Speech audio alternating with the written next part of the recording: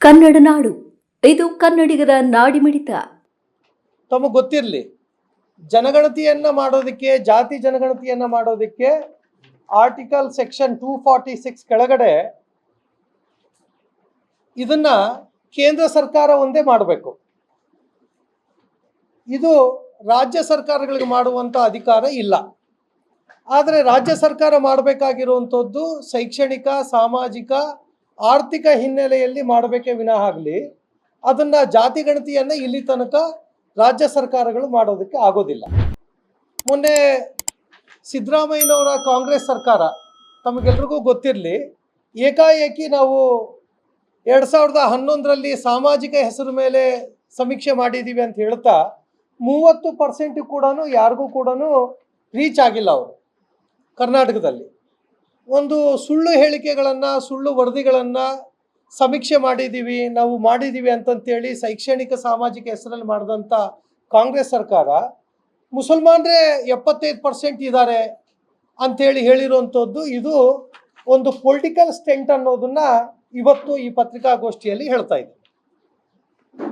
ಮೊದಲನೇದು, ಮುಸಲ್ಮಾನರೇ ದೊಡ್ಡ ಸಂಖ್ಯೆಯಲ್ಲಿ ಇದ್ದಾರೆ ಅಂತ ಹೇಳಿರುವಂಥದ್ದು ದಾರಿ ತಪ್ಪಿಸುವಂಥ ದಿಕ್ಕಿನಲ್ಲಿ ಆಗಿರುವಂಥದ್ದು.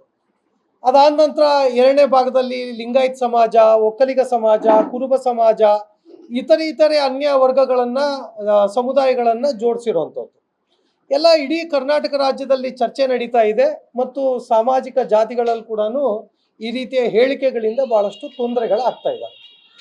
ಹಾಗಾಗಿ ಈ ಪೊಲಿಟಿಕಲ್ ಸ್ಟೆಂಟನ್ನು ಸಿದ್ದರಾಮಯ್ಯನವರು ಬಿಡಬೇಕು, ಅದನ್ನು ಸದ್ಯಕ್ಕೆ ನಿಲ್ಲಿಸಿ, ಮತ್ತು 9ನೇ ತಾರೀಕು ಕೂಡ ಮತ್ತು ಕ್ಯಾಬಿನೆಟಲ್ಲಿ ಚರ್ಚೆ ಮಾಡ್ತೀವಿ ಅಂತೇಳಿ ಅದಕ್ಕೆ ಸದ್ಯಕ್ಕೆ ಆ ದಿನಾಂಕಗಳನ್ನು ಪೋಸ್ಟ್ಪೋನ್ ಮಾಡ್ತಾ ಇದ್ದಾರೆ. 11 ಗಂಟೆಗೆ ಈ ವಿಷಯಕ್ಕೆ ಅಂತೇಳಿ. Okay sir. ಹಾಂ ಸರ್.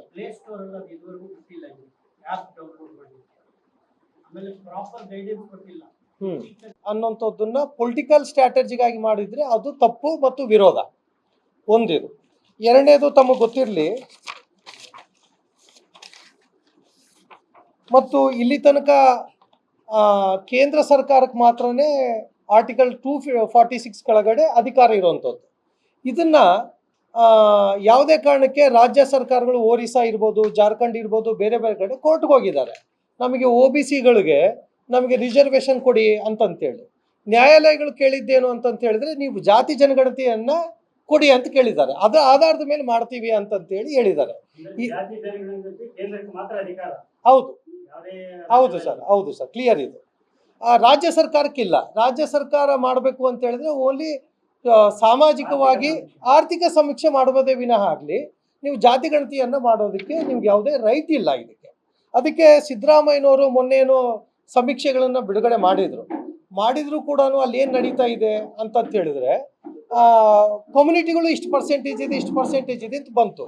ಈ 10 ವರ್ಷದಲ್ಲಿ ಎಷ್ಟು ಬದಲಾವಣೆಗಳಾಗ್ತವೆ, ಎಷ್ಟು ಬದಲಾವಣೆಗಳಲ್ಲಿ ಎಷ್ಟೆಷ್ಟು ಇದಾಗ್ತದೆ ಅನ್ನೋದನ್ನ ಒಂದ್ಸಲಿ ಗಮನದಲ್ಲಿ ಇಟ್ಕೊಳ್ಬೇಕು.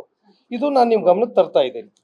ಅದೇ ರೀತಿಯಲ್ಲಿ ಇದ್ರ ಜೊತೆಯಲ್ಲಿ ಪ್ರಧಾನಮಂತ್ರಿಗಳು ಇನ್ನೊಂದು ಐತಿಹಾಸಿಕವಾದಂಥ ನಿರ್ಣಯಗಳಲ್ಲಿ ನಿಮಗೆ ಗೊತ್ತಿರಲಿ, 1951ರಿಂದ ಕೇಂದ್ರದ ಸರ್ಕಾರದಲ್ಲಿ ಕಾಂಗ್ರೆಸ್ ಸರ್ಕಾರಗಳೇ ಇತ್ತು. ನೆಹರು ಅವರು ಪ್ರಧಾನಮಂತ್ರಿ ಆದಾಗ ಜಾತಿ ಗಣತಿಗೆ ಸಂಬಂಧಪಟ್ಟಂತ ಹೇಳಿ ಮಾಡಿ ಅಂತ ಹೇಳಿದ್ರೆ ಅವರು ನಿರ್ಲಕ್ಷ್ಯ ಮಾಡಿದರು, ಇದು ಕಡೆ ಗಮನನೇ ಕೊಳ್ಳಿಲ್ಲ. ಇಂದಿರಾ ಗಾಂಧಿಯವರು ನಿರ್ಲಕ್ಷ್ಯ ಮಾಡಿದರು, ರಾಜೀವ್ ಗಾಂಧಿಯವರು ನಿಮ್ಗೆ ಗೊತ್ತಿರಲಿ ಸದನದಲ್ಲೇ ಗಲಾಟೆ ಮಾಡಿದರು, ಇದನ್ನ ಅಂದರೆ ವಿರೋಧ ಮಾಡಿದರು. ಇದು ಕಾಂಗ್ರೆಸ್ಸಿನ ಮಾನಸಿಕ ಸ್ಥಿತಿ. 1951ರಿಂದ 2011 ತನಕ ನಡೆದಂಥ ಜಾತಿ ಗಣತಿಯಲ್ಲಿ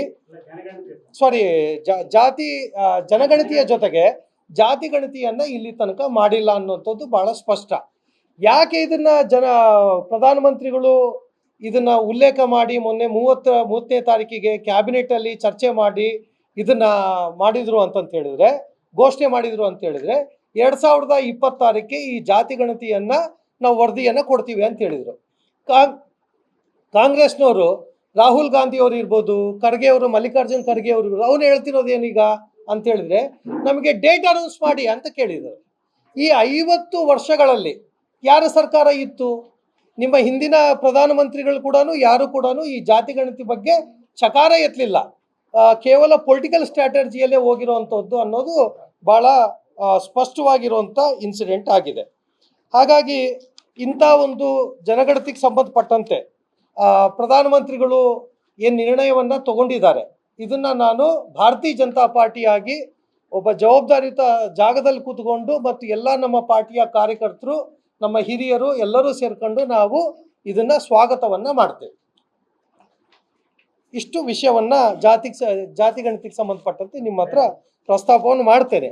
ಕೆಲವು ಸರಿ ಇನ್ನೊಂದು ಉಲ್ಲೇಖ ಮಾಡಿದರೆ ನಾನು ನಿಮಗೊಂದು ಪತ್ರಕ ಕೊಟ್ಟಿದ್ದೀನಿ. ಒಂದು ವಿಷಯವನ್ನು ನಿಮ್ಮ ಗಮನಕ್ಕೆ ನಾನು ತರೋದು, ಹಿಂದೆ ಸುಷ್ಮಾ ಸ್ವರಾಜ್ ಅವರು ಬಳ್ಳಾರಿಯಲ್ಲಿ ರಾಜಕಾರಣದ ದೃಷ್ಟಿಯಿಂದ, ಪಕ್ಷದ ದೃಷ್ಟಿಯಿಂದ ಬಹಳಷ್ಟು ಒಡನಾಟ ಇದ್ದಂಥ ದಿವಂಗತ ಶ್ರೀಮತಿ ಸುಷ್ಮಾ ಸ್ವರಾಜ್ ಅವರು ಹಿಂದೆ ಅವರು ವಿರೋಧ ಪಕ್ಷದ ನಾಯಕರಾದ ಕೂಡ ಪ್ರಣಬ್ ಮುಖರ್ಜಿ ಅವರಿಗೆ 2010ರಲ್ಲಿ ಕೂಡ ಒಂದು ಪತ್ರವನ್ನು ಬರೀತಾರೆ. ಆ ಪತ್ರದಲ್ಲಿ ಏನಂತ ಹೇಳಿದ್ರೆ, ನೀವು ಜಾತಿ ಗಣತಿಯನ್ನು ಮಾಡಿ ಅಂತಂತೇಳಿ. ಯಾವತ್ತೂ ಕೂಡ BJP ಹಿಂದಿಂದ ಕೂಡ ಇದನ್ನ ಜಾತಿ ಗಣತಿ ಮಾಡಬೇಕು ಅನ್ನೋದು ಕೂಡ BJPಯ ಸ್ಪಷ್ಟವಾದಂಥ ನಿಲುವಾಗಿತ್ತು ಅನ್ನೋದು ಬಹಳ ಸ್ಪಷ್ಟ. ಇಷ್ಟು ನಾನು ನಿಮ್ಮ ಗಮನಕ್ಕೆ ತರ್ತಾ ಇದ್ದೀನಿ. ಬಿಡಕ್ಕೆ ಸಾಧ್ಯ ಇಲ್ಲ, ಅನೌನ್ಸ್ ಮಾಡ್ದಂತ ಹೇಳಿದ್ರು. ಯಾಕೆ ಮಾಡ್ತಾ ಇಲ್ಲ? ಯಾಕೆ ಇಷ್ಟೊಂದು ನಿಮಗೆ ಒತ್ತಡ? ಹೇಳಿ ನನ್ನ ಕೈಗೆ ಆಗೋದೇ ಇಲ್ಲ, ನಾನು ಭಾಳ ಒತ್ತಡ ಇದೆ, ಮಾಡೋಕ್ಕಾಗೋದಿಲ್ಲ ಅಂತ. ಬೇಕಾದ್ರೆ ಸರ್ಕಾರದ ಇರೋದೇ ಬೇಡ. ಯಾಕೆ ಇಷ್ಟೊಂದು ತೊಂದರೆ? ಆಮೇಲೆ ಒಂದು ಯಾವುದೇ ಇಂಪ್ಲಿಮೆಂಟೇಷನ್ ಆಗ್ಬೇಕಂದ್ರೆ ಜಾತಿ ಗಣಿತ ಇರ್ಬೋದು, ಯಾವುದೇ ಹಿಂದುಳಿದ ವರ್ಗದ ಇರ್ಬೋದು, ಯಾವುದೇ ಸ್ಕೀಮ್ ಇರ್ಬೋದು, ಇಂಪ್ಲಿಮೆಂಟೇಷನ್ ಆಗೋದು ಗ್ರಾಮ ಪಂಚಾಯತಿ ವ್ಯಾಪ್ತಿಯಲ್ಲಿ. ಇವತ್ತು ಗ್ರಾಮ ಪಂಚಾಯತಿಗೆ ಹೆಸರಿಗೆ ಮಾತ್ರ ಇದರದು, ಗ್ರಾಮ ಪಂಚಾಯತಿ ಮೆಂಬರ್ ಯಾವುದೇ ಪವರ್ಸ್ ಇಲ್ಲ, ಅಧಿಕಾರಿಗಳಿಗೆ ಮಾತ್ರ ಪವರ್ಸ್ ಇದೆ. ಈ ಜಾತಿ ಗಣತಿ ಮಾಡೋಕಾಲಕ್ಕೆ ಹಿಂದಿನಿಂದ ಹಿಡಿದು ಇವತ್ತವರೆಗೆ ಹೇಳ್ತದೆ, ಪ್ರತಿ ಗ್ರಾಮ ಪಂಚಾಯತಿ ಒಂದು ನಿಮಿಷ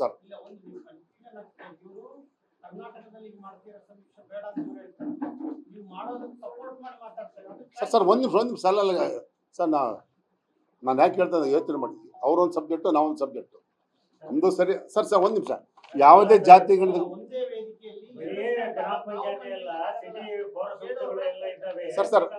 ಸರ್ ನಾನು ಹೇಳ್ದು ಗ್ರಾಮ ಪಂಚಾಯತಿ ಇರ್ಬೋದು, ಪಟ್ಟಣ ಪಂಚಾಯತಿ ಇದು, ಕಾರ್ಪೊರೇಷನ್ ಇರ್ಬೋದು. ಸರ್ ಒಂದು ನಿಮಿಷ ಸರ್ ದಯವಿಟ್ಟು ಕೇಳಿ ಸರ್. ಯಾಕಂದ್ರೆ ನೀವು ಹೇಳಿ ಸರಿ ಇದೆ, ನಾನು ಹೇಳಿದ್ದು ಸರಿ ಅಂತ ಹೇಳಕ್ಕಲ್ಲ, ನನ್ನ ಅನಿಸಿಕೆ ನಾನು ಹೇಳ್ದು ಸರ್. ತಪ್ಪಾದ್ರೆ ತಪ್ಪಂತ ಹೇಳಿ ಸರ್.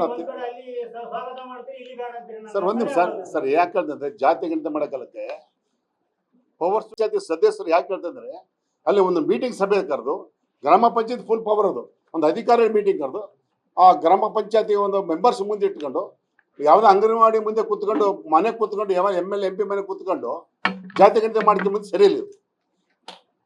ನಾನು ಜಿಲ್ಲಾ ಉಪಾಧ್ಯಕ್ಷದ ಹೇಳ್ತಾ ಇದ್ದೆ, ಯಾವುದೇ ಒಂದು ಅಕ್ಕಿ ಇರಲಿ, ಗೋಧಿ ಇರಲಿ, ಗ್ರಾಮ ಪಂಚಾಯತಿ ಸದಸ್ಯ ಮುಂದೆ ಕರ್ಕೊಂಡು ಕೂತ್ಕೊಂಡು ಇಂಪ್ಲಿಮೆಂಟೇಷನ್ ಮಾಡಬೇಕು. ಮನೆ ಅದು ಹೇಳಿದೆ, ಇಂಪ್ಲಿಮೆಂಟ್ ಆಯಿತು. ಈಗ ಸ್ವಲ್ಪ ಅಷ್ಟು ಆಗ್ತಾ ಇಲ್ಲ. ಜಾತಿ ಗಣನೆ ಮಾಡೋಕ್ಕಲ್ಲ ತಾವು ಸರ್ ಹೇಳಿದ್ರು ಮಧು ಸರ್, ಅದು ಇವ್ರಿಗೆ ಬರೋದಿಲ್ಲ, ಪವರ್ಸ್ ಬರೋದಿಲ್ಲ ಅಲ್ರಿ. ಗ್ರಾಮ ಪಂಚಾಯತಿ ಫೈನಲ್ ಗ್ರಾಮ ಪಂಚಾಯತಿ ಅದು ಒಂದು ಸರ್ಕಾರ ಇದ್ದಂಗೆ. ಮೆಂಬರ್ ಅಂದರೆ ಬರೀ ಆರ್ಡಿನರಿ ಅಲ್ಲ, ಚುನಾಯಿತ ಪ್ರತಿನಿಧಿಗಳು, ಅಧಿಕಾರಿಗಳು ಇಂಪ್ಲಿಮೆಂಟ್ ಮಾಡಲಿ. ಆದರೆ ಏನು ನಡೀತಿದೆ ಅಂದರೆ, ಯಾವುದೇ ಆಗಲಿ, ನಿಮ್ದಾಗಲಿ ನಮ್ದಾಗಲಿ, ಇಲ್ಲಿ ಪತ್ರಿಕೆಯರು ಸಹ ಭಾಳ ಬಡವರಿದ್ದಾರೆ, ಶ್ರೀಮಂತಿದ್ದಾರೆ. ಆದರೆ ಯಾವುದೋ ಒಂದು ಒಬ್ಬ ಅಂಗನವಾಡಿ ಟೀಚರ್ ಮನೆ ಕೂತ್ಕೊಂಡು ಬರ್ಕೊಂಡ್ರೆ ನಿಜವಾದ ಫಲಾನುಭವಿಗಳು ಹೋಗೇ ಬಿಡ್ತಾರೆ. ಸಾಕಷ್ಟು ಇಲ್ಲಿ ಕೂಡ ನಿಮ್ಮ ಫಲಾನುಭವಿ ಇಲ್ಲ ಸರ್. ಅದೇ